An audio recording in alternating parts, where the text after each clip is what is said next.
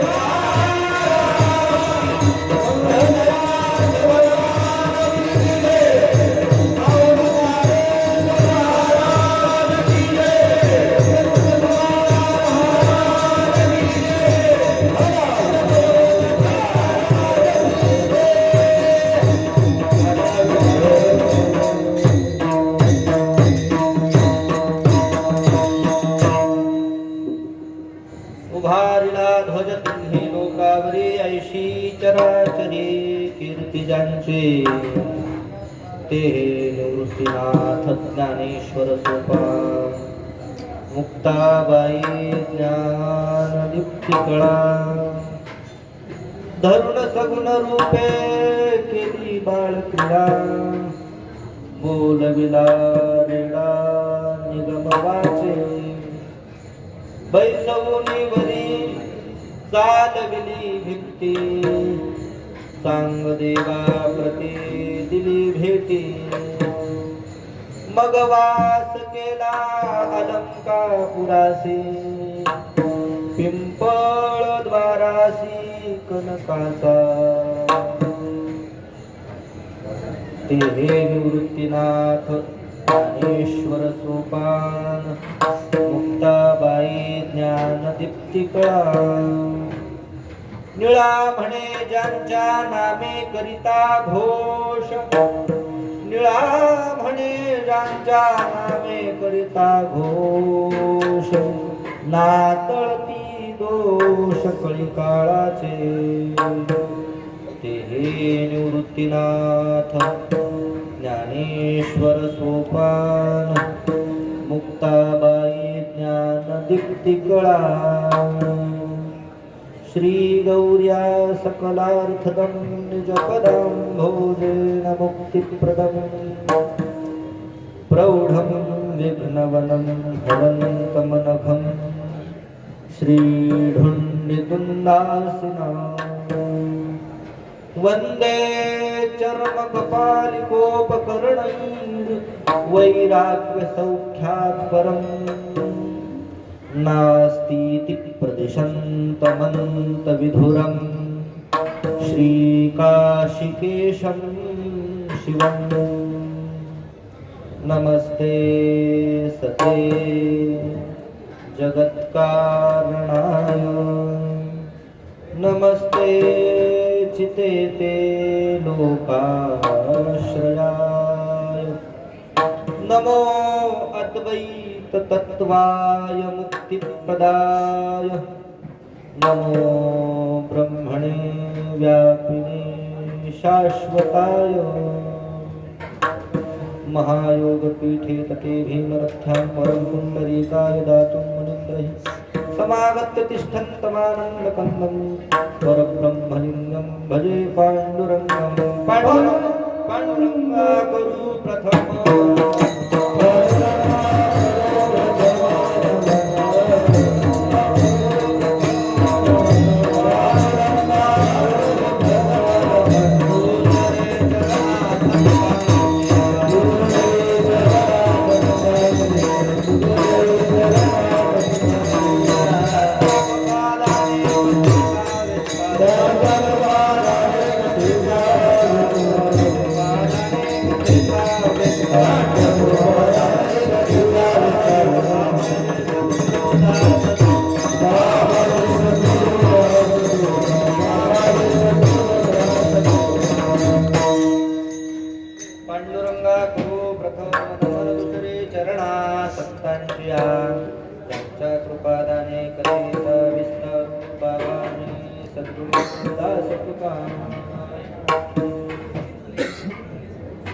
शेवे लागे सेवक झालो तुमच्या लागलो चरणा अहो स्वामी तुकया देवा यावरी न करावा भेरू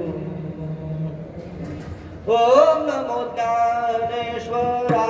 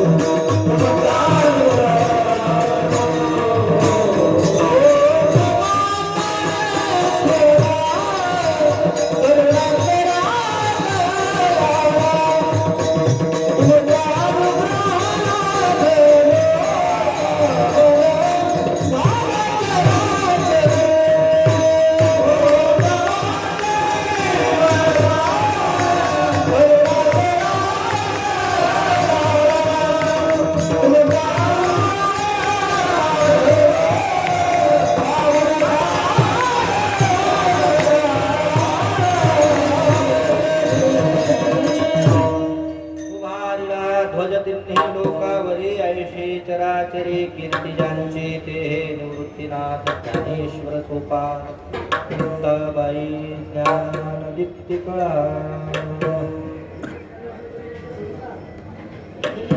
प्रस्तुत प्राप्त प्रसंगी हा चालत असणारा ज्ञानोबारायांचा दिव्य समाधी सोहळा श्री क्षेत्र आळंदी.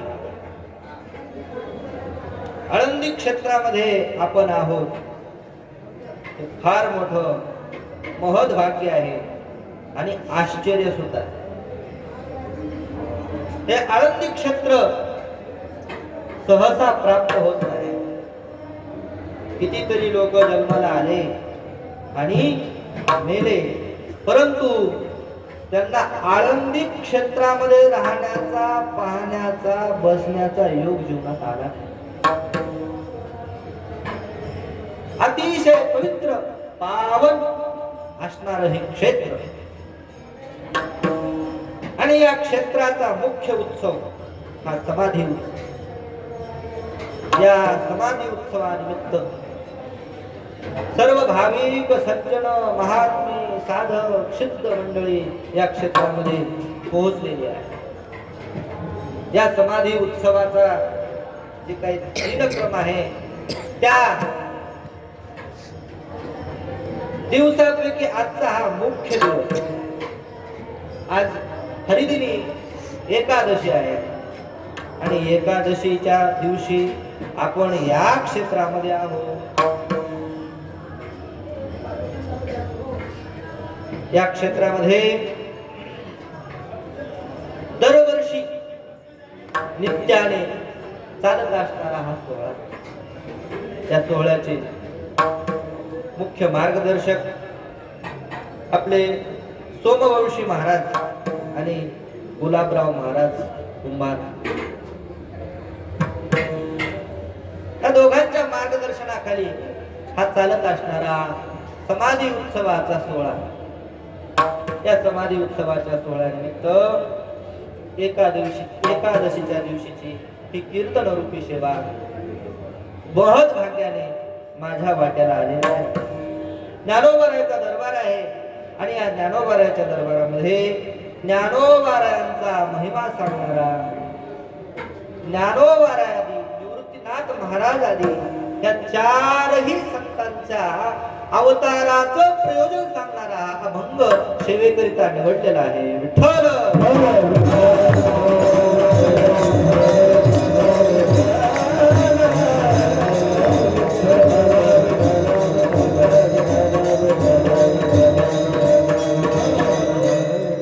अभंग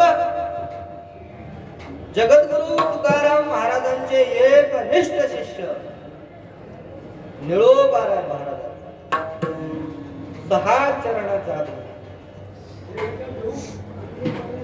अभंग कोणाचा? निळोबाराय. वर्णन कोणाचं? ज्ञानोबाराय. जरा विरोधाभास वाटतो. अभंग निळोबारायचा, वर्णन ज्ञानोबारायचं. त्याच्यात काय विरोधाभास? अहो ते निळोबाराय, जे निळोबाराय देवाला परतून लावतात. तुझं लागी येथे असं म्हणणारे. मी काय करतो? तुकयाचा धावा करीतो. मी तुकाराम महाराजांचा धावा करतो. देवा तुम्हाला बोलवलंच नाही. मी एकनिष्ठ अनन्य सेवक तुकोबारायांचा आहे. यावरून निळोबारायाची एकनिष्ठता गुरुबद्दल दिसते आणि टोकाची एकनिष्ठता दिसते. देव प्राप्त करण्याकरिता किती अट्टहास करावा लागतो. आपल्याला देव प्राप्त नाही आणि त्या भानगडीत आपण पडतही नाही. तेवढी काय आपली जिज्ञासा नाही. देव मिळावा करती करशी देवा विना हे फक्त म्हणण्यापुरतं आपलं. पण निळोबारायला अनायासे देव प्राप्त झाला. धावा कोणाचा केला? तुकोबारायचा. प्राप्त कोण झाला? देव. आणि तो देव आल्या पावली त्याला काय केलं? वाट लावलं, परतून लावलं. निळोबाराय तुला बोलावलंच नाही. यावरून निळोबारायची काय दिसते? सद्गुरु बद्दलची एकनिष्ठता दिसते. आणि एकनिष्ठ जगद्गुरु तुकाराम महाराजांचे शिष्य निळोबाराय आणि ते वर्णन करतात ज्ञानोबारायांचं. मग एकनिष्ठता राहिली का? एकनिष्ठ म्हणजे एकामध्येच निष्ठा असणं, एकामध्ये स्थिती असणं, त्याला म्हणायचं एकनिष्ठ. आता तुकाराम महाराज ज्ञानोबाराय, बरं ज्ञानोबारायचं नुसतं एकट्याचं वर्णन नाही, चारही संतांचं वर्णन. निवृत्तीनाथ महाराज, ज्ञानेश्वर महाराज, सोपानदेव महाराज, मुक्ताबाई महाराज, चार संतांतून तोंड भरून वर्णन करतात. आणि शिष्य कोणाचे? एकनिष्ठ जगद्गुरु तुकाराम महाराजांचे. किती मोठा विरोधाभास.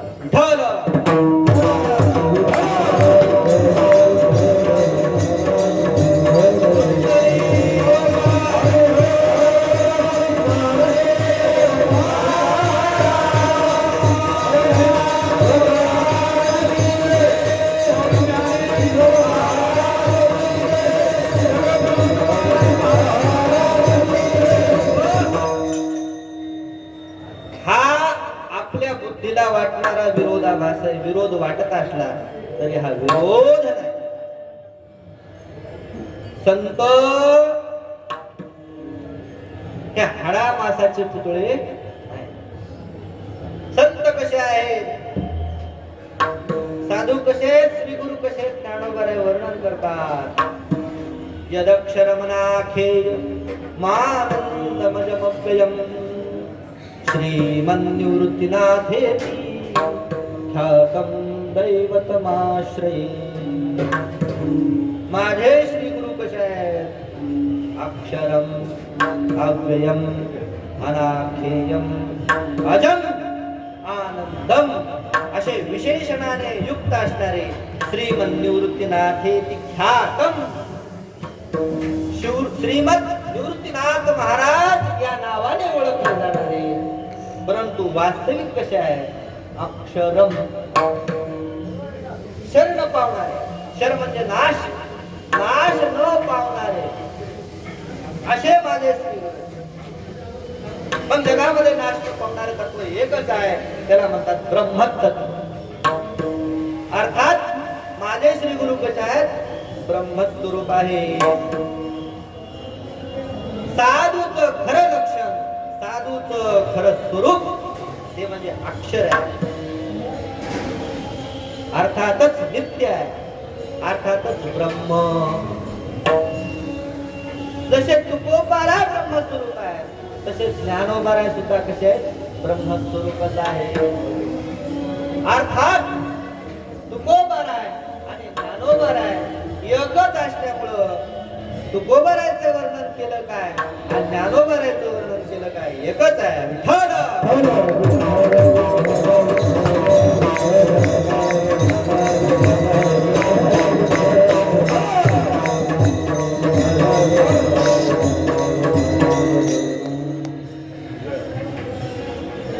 तुकोबाराय हे साक्षात ब्रह्मस्वरूप. तुझिता तुळणे ते ब्रह्मस्वासी आले असे तुकोबाराय. आणि तेच कोणाचं स्वरूप आहे? या चारही संतांचं. ते चार संत निवृत्तीनाथ महाराज, ज्ञानेश्वर महाराज, सोपानदेव महाराज आणि मुक्ताबाई महाराज, हे चार फक्त दिसायला चार आहेत. दिसायला चार आणि हसायला एक. वेगवेगळ्या उपाधीमुळं वेगवेगळं त्या ब्रह्माचं, त्या चैतन्याचंच वेगवेगळ्या उपाधीनं वेगवेगळं दर्शन होत आहे.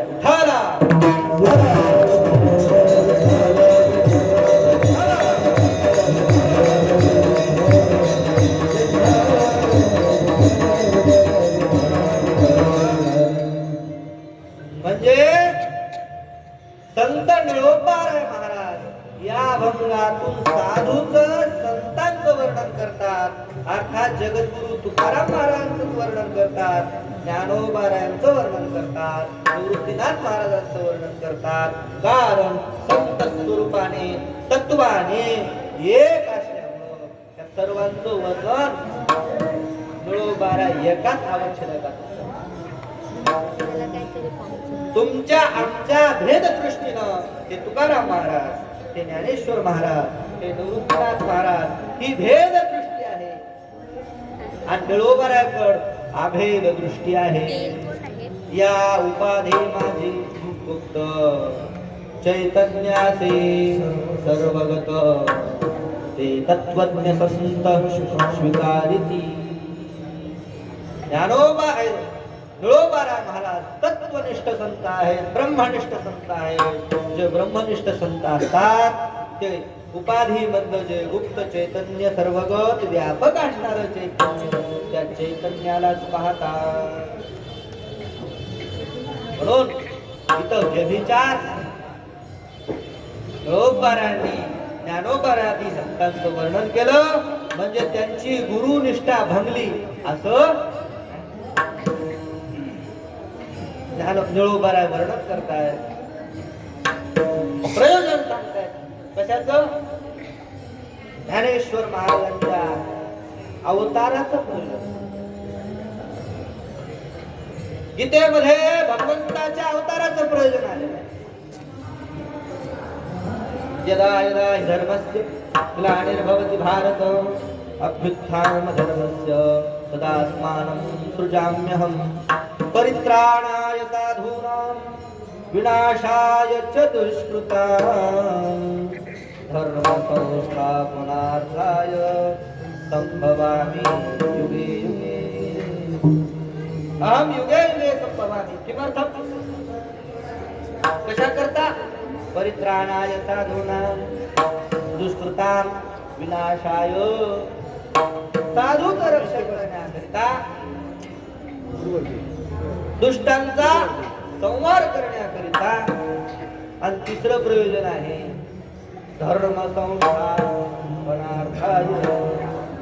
आणि त्याच धर्माची संस्थापना जसा देव करतो ना, देव कशा करता येतो? धर्माच्या संस्थापनेकरिता, दुष्टांच्या संहाराकरिता आणि साधूच्या रक्षणाकरिता. तसंच ज्ञानोबारा आदी संत सुद्धा कशा करता येतात? धर्माची संस्थापना करून हा धर्मध्वज तिन्ही लोकांवर फडकवण्या करता येतात. अभंगाच्या पहिल्याच्या उभारीला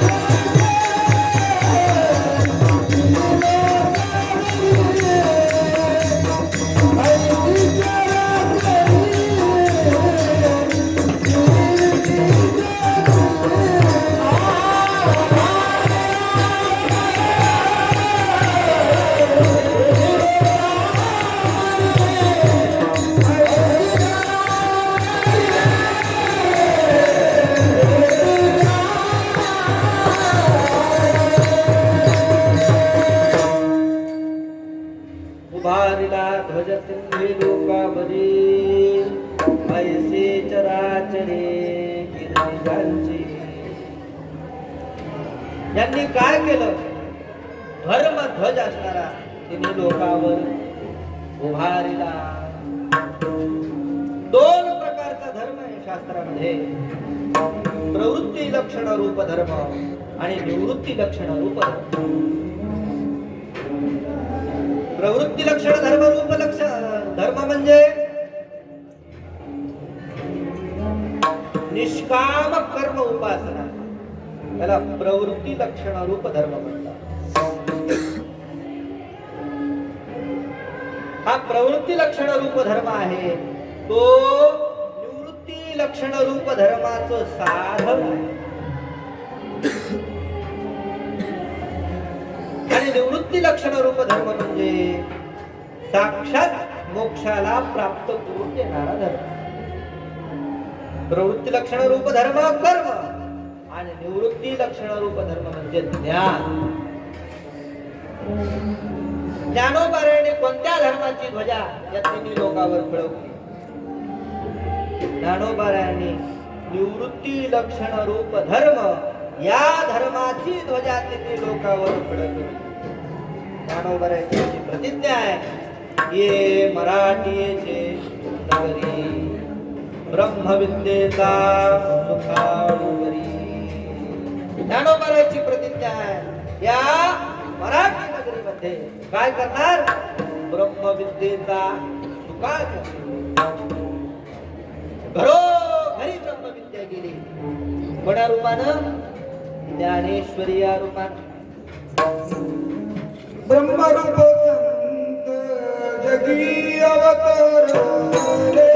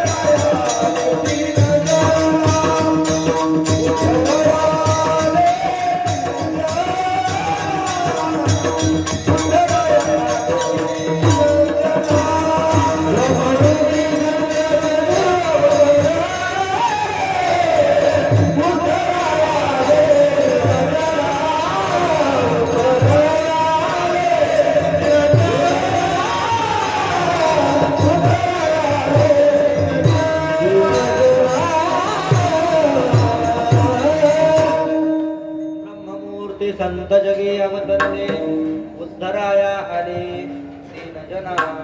दीन जना उद्धराया आले. कसे संत होते? ब्रह्ममूर्ती.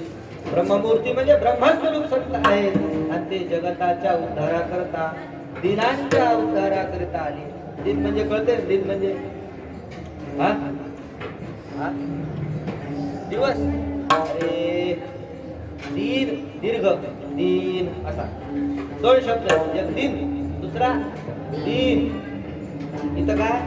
दीन शब्द दीर्घ. रस्व असला दीन शब्द की त्याचा अर्थ होतो दिवस. दीर्घ असला की काय होतो? त्याचा अर्थ गरीब, दुबळा, दुःखी. त्याला काय म्हणायचं? दीन. तो उद्धार कोणाचा उद्धार करण्याकरता आले? दीनांचा. दिन म्हणजे गरीब. गरीबाच्या उद्धाराकरता येतात. गरीब म्हणजे ज्याला घर नाही, त्याला म्हणतात गरीब. ज्याला एकच टाइम जेवण मिळतं, दुसऱ्या टाइम मिळत नाही, त्यांना काय म्हणतात? दिन. एखाद्याला बिचारायला बायको नाही, त्याला पण काय म्हणतात? बायको आहे पण लेकरं नाही, तो दुःखी बिचारा. तो बी काय झाला? दिन झाला. मग आता यांच्या उद्धाराकरता संत आले, म्हणजे ज्याला घर नाही त्याला घरकुल योजनेमध्ये यादीत नाव देण्याकरता संत आले, ज्यांना बायको नाही त्याची सोयरीक जमवण्याकरता देव आले, हे संत आले का? ज्यांना लेकर बाळ नाही त्यांना नारळ देऊन वटीमध्ये असं मग तुम्हाला पुढच्या वर्षी होईल असं म्हणण्याकरता संत आले, दिनांचा उद्धार करण्याकरता आले. दीन या शब्दाचा अर्थ आपण व्यवहारात वापरतो तो दीन नाही. दीन म्हणजे इंद्रियाचे दिने आम्ही गेलो महाराजने. दीन या शब्दाचा अर्थ तो इंद्रियाधीन आहे, विषयासक्त आहे.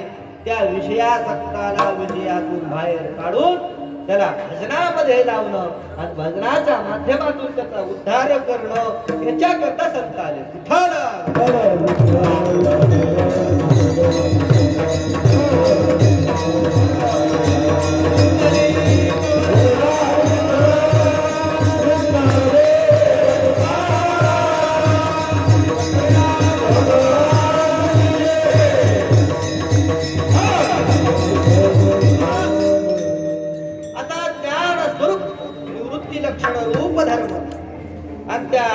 धर्माची ध्वजा या तिन्ही लोकांमध्ये फडकविणारे हे संत ज्ञानाच्या माध्यमातून जगाचा उद्धार करण्याकरिता अवतरित झालेले हे ज्ञानोबा घरोघरी काय केला? ब्रह्मविद्येचा सुकाळ ज्यांनी केला असे हे संत त्यांचं नाव निर्देश दुसऱ्या चरणामध्ये करतात.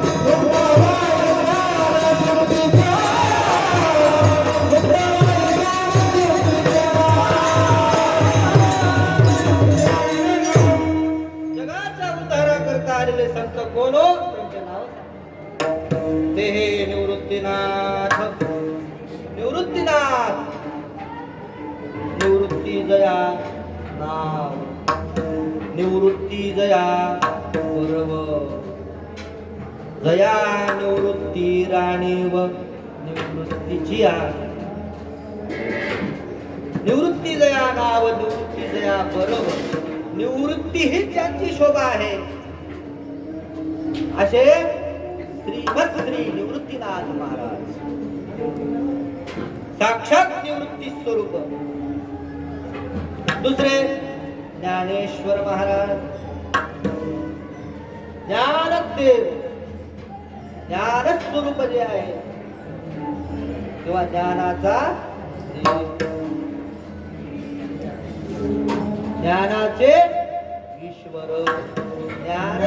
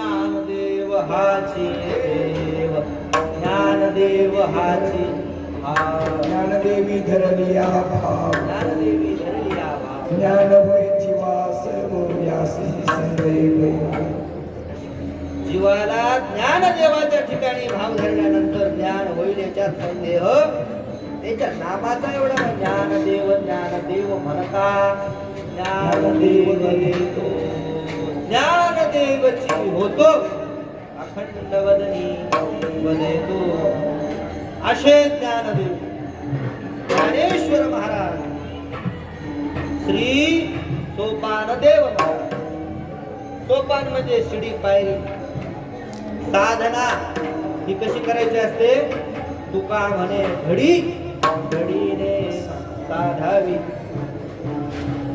त्या परमार्थ मार्गाला लागल्यानंतर लागला आणि मुक्त झाला असं होत नाही त्याला काही परीक्षा आहे काही पायऱ्या शिड्या एक एक एक एक पाय पार करून जावं लागतं ती साधना म्हणजे सोपानदेव महाराज आणि मुक्ताबाई ज्ञान कळा मुक्ताबाईला विशेष विशेषण निवृत्तीनाथ ते निवृत्तीनाथ ज्ञानेश्वर सोपान असं ढिलं ढालच नाही मुक्ताबाई ज्ञान कळा मुक्ताबाईचं तर विशेष वर्णन केलं मुक्ताबाई कशी आहे ज्ञान दीप्ती कळा ज्ञान स्वरूप तेजपुंज दिव्य असणारी ही मुक्ताबाई आहे मुक्ताबाई शिवाय माणूस जीव हा मुक्त होत का कारण मुक्ताबाई ही आदी माया आदी माया माया मायेचे प्रकार आहेत वैष्णवी माया शैवी माया भगवान विष्णूची जी माया असते तिला वैष्णवी माया म्हणतात भगवान शिवाची जी माया असते तिला काय म्हणायचं शैवी माया दैवी माया दैवी हेषा गुणमयी मम माया दुरत्यया भगवान ज्या मायेनं सर्व जगताला व्यापून टाकतो जगत उत्पन्न करतो ज्या मायेनं मय्याध्यक्षेन प्रकृती सूयते सचराचरम हेतुनानेन कौंतेय जगद्वे परिवर्तते अशी ही देवी माया मुक्ताबाई नमो त्रिभुवन पावनी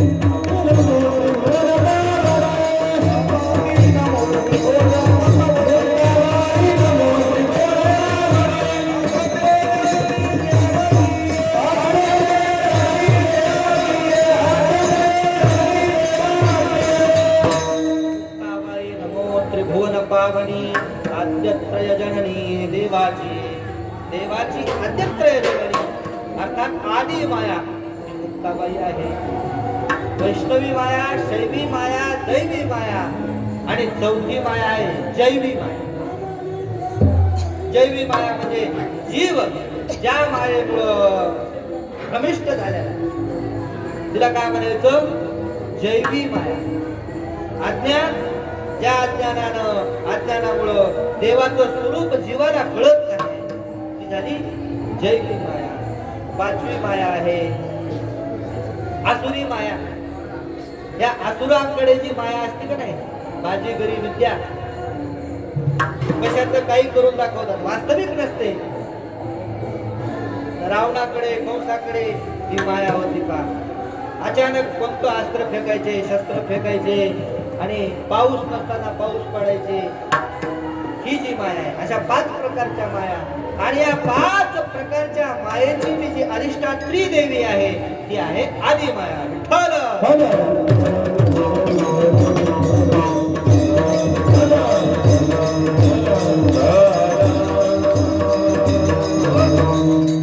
आदी माया मुक्ताबाई आहे. ही कोण आहे? त्या तिन्ही देवांची आद्यत्रय जननी आहे. मायेशिवाय त्या देवांना सुद्धा स्वरूप प्राप्त होत,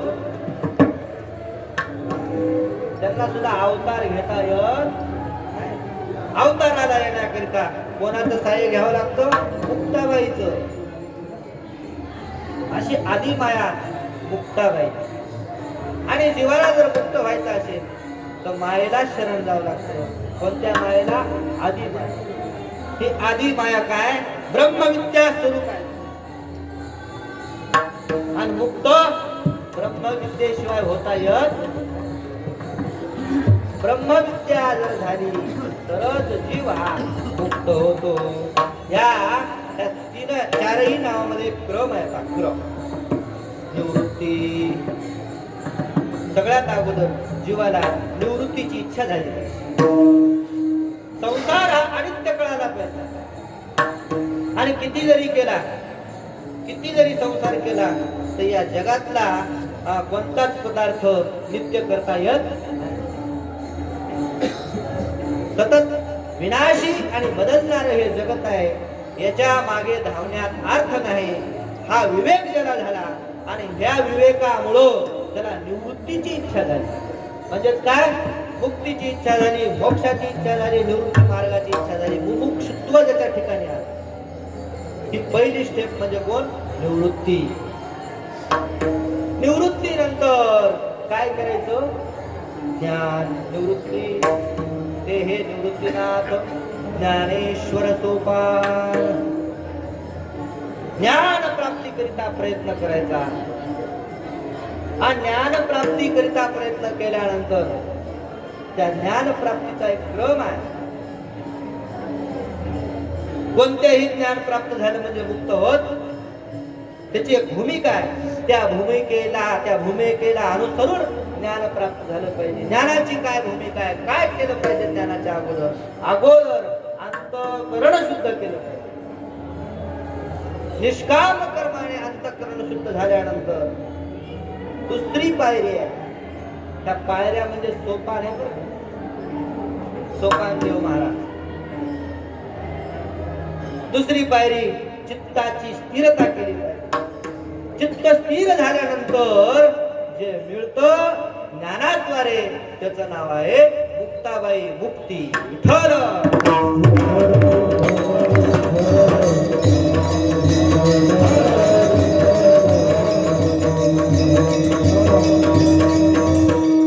अगोदर मुमुक्षता म्हणजे निवृत्तीनाथ महाराज. ज्ञानाची इच्छा म्हणजे ज्ञानेश्वर महाराज. ज्ञानाकरिता जी साधना त्याचं नाव सोपानदेव महाराज. आणि त्या साधनेचं फलद्रूप फलीभूत असणारी कोण आहे? मुक्ताबाई महाराज. म्हणजे साक्षात मुक्ती आहे. मुक्ताबाईला शरण गेल्याशिवाय मुक्ती मिळत नाही. असे हे 4ही देव. मग हे 4ही देव जन्माला आले का? जन्माला जीव येतात. जन्माला तुम्ही आम्ही हे काय होतात? प्रगट होतात. हे अवतार धारण करतात अभंगाच्या धरुनी सगुण रूपे केली बाळा क्रीडा. धरुनी सगुण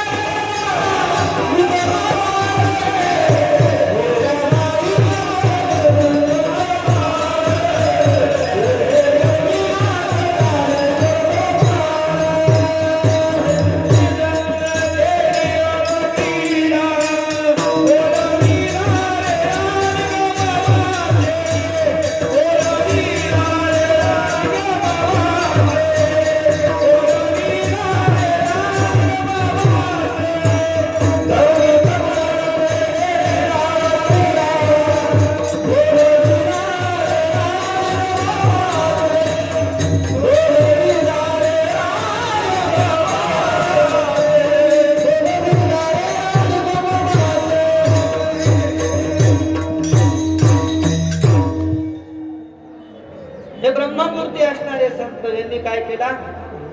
अवतार धारण केला. तरुण सगुण रूपे सगुण रूप धारण केलं. त्या अगोदर कसे होते? निर्गुण स्वरूपात, अव्यक्त स्वरूपामध्ये होते. प्रमाणांचे अविषय होते. त्या अव्यक्त स्वरूपामध्ये उपाधीच्या द्वारे हे सगुण रूपामध्ये सगुण रूपामध्ये काय केलं? बाळ क्रीडा केली. हे जे चरित्र आहे ज्ञानोबारायचं, हे चरित्र म्हणजे काय? बाळ क्रीडा. बाळ क्रीडा कशाला म्हणायचं? सोपं आहे. हे लेकर खेळ करतात. लय म्हणजे सायासानं असणारं काय बनवतात? किल्ला बनवतात. वाळूचा किल्ला बनवतात. सुंदर ती आई त्याला आवाज देते, अरे बाळा जेवण कर. त्याला जेवणाची सूट नसते. जेवण कर म्हणल्यानंतर नंतर करतो, मी कामात आहे. काय काम आहे? वाळूचा किल्ला बनवतो. असे मन लावून किल्ला बनवतात 4-5 जण मिळून. इतकं एकाग्र हो, इतकं असं तंतोतंत काम. त्यांना पाण्याची म्हणजे इच्छा होत नाही, जेवणाची इच्छा होत नाही. त्यावेळेला जर कोणी काही खाऊ जर दिला का नाही, अरे असं काहीतरी खाऊ आहे, खातो का? आमचं काम चालू. असा किल्ला बनवतात, सुंदर किल्ला बनवतात. मग ते किल्ला बनवल्यानंतर असे खुश होतात सगळे. वा वा वा वा, काय सुंदर बनला. त्या किल्ल्याचा तो चौकदार, त्याच्यानंतर ते राजायक, त्याचे ते सिंहासन वगैरे सुंदर किल्ला बनवतात. पाहतात आनंद घेतात. मग काय करतात? हुर्रेव करतात. हुर्रेव करणं म्हणजे काय? नाचतात त्या किल्ल्यावर पाय देऊन सगळा भुगा करून टाकतात. याला म्हणायचं बाळ क्रीडा. विठ्ठल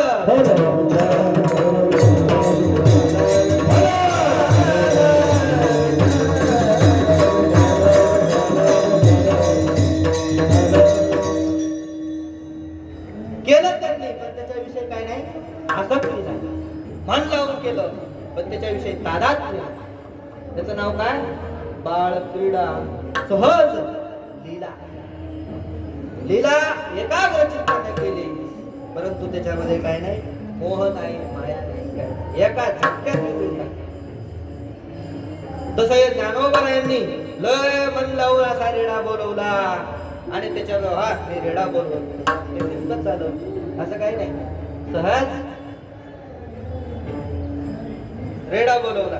काय तो प्रसंग आहे? ज्ञानोबारायचं उत्सव चालू आहे, तो प्रसंग सांगण्याचा प्रयत्न. सर्वांना ज्ञात आहे ज्ञानोबाराय आधी जे संत आहेत, निवृत्तीनाथ महाराज, ज्ञानेश्वर महाराज, गोपालदेव महाराज, यांना या जगतातल्या लोकांनी फार कष्ट दिलं, हिणवलं. काय म्हणून हिणवलं? ती संन्यासाची पोरं.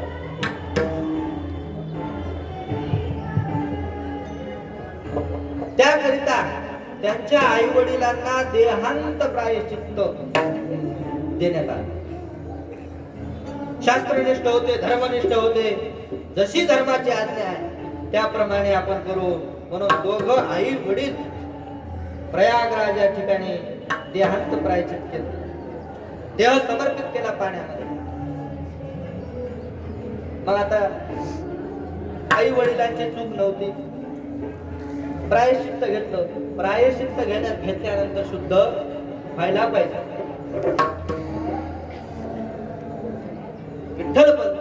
विठ्ठल पंताची काही चूक नाही, कारण त्यांना काय होती, गुरूंची आज्ञा होती.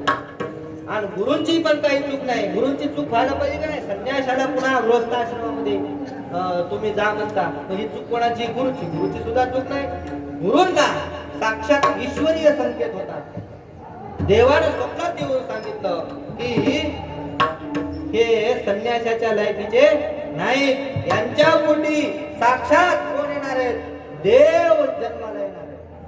आणि तुम्ही यांना संन्यास घेऊन या निवृत्ती मार्गाकडे प्रवृत्त करीत असाल तर ही चूक होईल. जगताचं कल्याण कसं होईल. जगाचं कल्याण करण्याकरिता यांच्या पोटी देव अवताराला येणार आहे. म्हणून माझी अशी आज्ञा आहे की यांना पुन्हा ग्रस्त आश्रमामध्ये टाका. गुरूंनी आज्ञा केली. लग्न झालं आणि 4 देव असणारी या भूतलावर प्रगट झाले.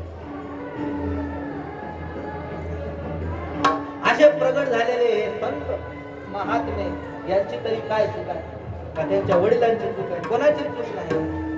तरी पण सर्व जगताने त्यांना हिणवलं, कष्ट दिलं. ज्ञानेश्वर महाराजांच्या मनामध्ये आलं, आपल्या आई वडिलांनी प्रायश्चित्त घेतलं. पापातून आपण, जरी पाप नसलं, जगताच्या दृष्टीनं पाप आहे, पण त्या पापातून आपण मुक्त झालो. प्रायश्चित्त घेतलं ना, आता काय, आता आपल्याला शुद्धी पत्र पाहिजे, शुद्ध करून घेतलं पाहिजे. समाजाने आपला स्वीकार केला पाहिजे. किती दिवस बाहेर जायचं, कारण जगाच्या कल्याणाकरता आपला अवतार झालेला आहे. जगाच्या बाहेर जाऊन जगाचं कल्याण कसं करता येईल. जगतामध्ये गेलं पाहिजे, समाजामध्ये गेलं पाहिजे. समाजामध्ये गेल्याशिवाय समाजाचं कल्याण होणार नाही. त्याकरिता समाजाने आपला स्वीकार केला पाहिजे.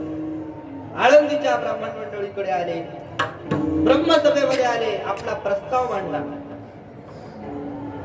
आम्हाला तुम्ही काय करा, समाजामध्ये स्वीकार करा, आमचा काय करा, उपनयन संस्कार करा. उपनयन संस्कार करून आम्हाला समाजामध्ये घ्या. असं म्हणल्या बरोबर ही आळंदीची मंडळी, ब्राह्मण मंडळी हसायला लागली, टिंगल टवाळी करायला लागली. हे संन्यासाचे पोरं. आणि हे काय म्हणायला लागले, आम्हाला आमच्यात घ्या, समाजात घ्या. असं शक्य आहे का. संन्यासी असला म्हणजे मुलं नसतात, आणि मुलं असल्यावर संन्यासी नसतो. संन्यासाची पोरं. उद्या कोणीही ब्राह्मण संन्यास घेईल आणि त्याला संन्यासामध्ये जर बरं नाही वाटलं की पुन्हा संसारामध्ये पुन्हा लेकर बाळ पैदा करेल, त्याला पोरी कोणा द्यायच्या, त्याला संन्यासी म्हणायचं की गृहस्थी म्हणायचं. असा अधर्म या जगतामध्ये मातेल. त्यामुळं तुम्हाला आम्ही समाजात घेऊ शकत नाही. हा, आमच्यापेक्षा श्रेष्ठ एक ब्रह्मसभा आहे, तिचं नाव आहे पैठणची ब्रह्मसभा. त्या पैठणला जा, तिथल्या ब्राह्मण मंडळीचा निर्णय तिथं आणा, तो निर्णय आम्ही मान्य करतो. ते सर्व 4ही भावंड महाराज पैठणच्या दिशेने निघाले. आणि पैठण मध्ये गेल्यानंतर विठ्ठल पंतांचे मामा कृष्णाजी देवकुळे त्यांच्या घरी गेले. गेल्यानंतर त्यांना आनंद झाला. त्यांना हे सर्व घटना काही माहितच नव्हती. सांगितलं आम्ही विठ्ठल पंतांची मुलं. इतका आनंद झाला. अरे तुम्ही लेकर लहान मुलं इतक्या दूर आले, तुमचे वडील कुठं आहेत, आई कुठं आहे, सर्व वृत्तांत निवृत्तीनाथ महाराजांना सांगितला. त्यांना अश्रूच्या धारा आल्या, खूप दुःख झालं. आणि काही मुलांना काही चिंता करू नका, उद्याच ब्रह्मसभा भरू आणि उद्या तुम्हाला शुद्धीपत्र देऊ. सर्व ब्राह्मण मंडळीला निमंत्रण दिलं. उद्या ब्रह्मसभा घ्यायची आहे. वसंत पंचमीचा दिवस. आणि त्या वसंत पंचमीच्या दिवशी सर्व ब्राह्मण मंडळी जमा केली आणि करून त्यांना सर्व व्यथा असणारी सांगायला निवृत्तीनाथ महाराज, ज्ञानेश्वर महाराजांनी सर्व वृत्तांत सांगितला. आम्ही अशा पद्धतीने आमची उत्पत्ती झालेली आहे. आमच्या वडिलांनी आई वडिलांनी देहांत प्रायश्चित्त घेतलेली. आता आमची अशी इच्छा आहे की समाजाने आमचा स्वीकार करावा. सर्व समाज तिथं जमा झालेला घाटावर गोदावरीच्या. आणि त्या सभेमध्ये सर्वांना आश्चर्य होतं की एक जे संन्याशांची मुलं आहेत, संन्याशांची मुलं आपला प्रस्ताव घेऊन ब्रह्मसभेमध्ये आलेले आहेत. म्हणून लहान मोठे बालक स्त्रिया वगैरे सर्व तिथं जमा झाले आश्चर्य पाहण्याकरता. काय असणारा निर्णय होतो ते पाहण्याकरिता. हा निर्णय पाहण्याकरिता सर्व जमा झाले. प्रस्ताव मांडला. सगळी ब्राह्मण मंडळी शोधायला लागली पोथ्या, वेगवेगळ्या स्मृत्या, मनुस्मृती, धर्म, याज्ञवल्क्य स्मृती, शंकर स्मृती, यात्री स्मृती. कशामध्ये संन्यासाची मुलं, संन्यासाच्या मुलाला पुन्हा संस्कार करण्याचे अधिकार आहेत की नाही. 48 संस्कार आहेत हिंदू धर्मामध्ये. त्या 48 संस्कारापैकी कोणत्या संस्काराचा अधिकार आहे, कोणत्या संस्काराचा अधिकार नाही, ही शोध घ्यायला लागली. परंतु त्यांना काय सापडलं. अपमान होऊ नये म्हणून एक सामान्य निर्णय दिला. संन्यासाला मुलं नसतात, झाले, ठीक आहे. आता तुम्ही जन्माला आले. आता जन्माला येणं काय पाप नाही, परंतु तुम्हाला समाजात घेण्यात येत नाही. तुम्ही अविवाहित राहावं. अविवाहित राहून भगवंताच्या नामस्मरणाची साधना करायची. असा सामान्य निर्णय त्यांना देऊन टाकला. आणि देऊन टाकल्यानंतर सामान्य निर्णय देऊन टाकल्यानंतर सहज नावं विचारले. अरे तुमचे नाव फार छान ठेवले. एकाचं नाव निवृत्ती, एकाचं नाव ज्ञानेश्वर, एकाचं नाव सोपान, दुसरा लगेच तिगर म्हणून. अरे नावात काय असतं. यांचे नाव तर शूद्रासारखे ठेवले असतात, ठेवायला पाहिजे होते. दगड्या धोंड्या कैऱ्या कचऱ्या असे नाव ठेवायला पाहिजे होते. बाप यांचा फार विद्वान होता. जरी काय झाला संन्यासी असला तरी विद्वान होता. नाव किती भारी ठेवली. ज्ञानेश्वर, निवृत्ती, सोपान. नावात काय, दुसरा म्हणजे नावात काय असतं. ते चाललंय ना त्याला काय म्हणा, रेडा. त्या रेड्याचं सुद्धा नाव ज्ञाने आहे. नावात काय असतं. नाव गंगाबाई आणि पाण्याचा पत्ता नावात काय असतं असं म्हणायला लागले. होतक बोलायला लागले. ज्ञानोबराने सहज उत्तर दिलं. काय, माझं नाव ज्ञानेश्वर आहे, त्या रेड्याचंही नाव ज्ञान आहे. अहो माझा आत्मा आणि त्या रेड्याचा आत्मा एकच आहे. एवढं म्हणल्याबरोबर ते ब्राह्मण मंडळी लालबुंद झाली. एक तर संन्यासाचे मुलं आणि दुसरी गोष्ट आमच्यासारख्या ब्राह्मण मंडळीला, विद्वान मंडळीला आमच्या पुढं ज्ञान सांगायला लागले. आत्मा एकच, माझा आणि रेड्याचा आत्मा एकच. संताप झाला. एक ब्राह्मण उठला म्हणजे तुझा आणि त्याचा आत्मा एकच आहे अशा गप्पा मारायच्या नाही. त्या आमच्या पुढं मारायच्या नाही. खरंच तुझा आणि त्याचा आत्मा एक आहे तर त्याला मारल्यानंतर तुला वळवून देईल का. ज्ञानोबा स्मित हास्य करून म्हणायला लागले, हो जर त्याचा आणि आत्मा माझा एकच आहे तर हे सुद्धा शक्य आहे. शक्य आहे. आत्ता तो रेडा इथं आला. लगेच तो रेडा बोलवला आणि त्या रेड्याच्या पाठीवर 2-3 चापट मार. तर रेड्याच्या पाठीवर वळवू म्हटला नाही, ज्ञानोबारायांच्या पाठीवर वळवून काय लागले आणि त्या वळातून असणारा रक्तस्राव व्हायला लागला. सगळे लोक तोंडात बोट करून अरे बुवा. तिथं असे काही सामान्य भाविक लोक होते. आम्हाला वाटूच लागलं म्हणे हे दिसायला सामान्य दिसत नाही, काय यांचं तेज आहे. त्या तेजावरूनच पहिल्यांदा वाटले हे अवतारी साधू आहे. आणि ही प्रचिती यांना आली. त्याच्यामध्ये मी काहीतरी कुचर होते. कुचर लय कठीण असतात महाराज. कुचर शिजत आणि तसेच कच्चेच खाल्ले तर पोट दुखल्याशिवाय राहत. असे कुचर दाणे. ते कुचर म्हणले याचा बाप विद्वान होता, यांचा बाप सगळा भारत भ्रमण केला. त्याच्या बापाने काय सगळा भारत भ्रमण करून यांचा बाप बंगाल देशामध्ये बी गेला होता. आणि बंगाल देशामध्ये यांच्या वडिलांनी कदाचित काळी विद्या शिकली असावी आणि जाता जाता हे लेकराला सुद्धा काळी विद्या शिकवली, तंत्र मंत्र शिकवलेले आहेत आणि त्या तंत्र मंत्राचा हा परिणाम आहे. हे तांत्रिक लोक आहेत, राहतात ते कुठं? जंगलात राहतात, तिकडे काहीतरी साधना करत असतील. रेड्याच्या पाठीवरचा वळ इकडे कसा उठत?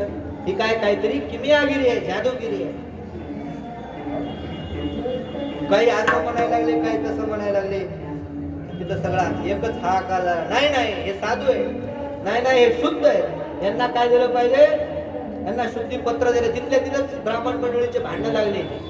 मग कसा निर्णय द्यायचा? तर ते मुख्य जे होते सभाध्यक्ष, त्या सभाध्यक्षाने असा निर्णय लावला, ह्या ज्ञानेश्वराने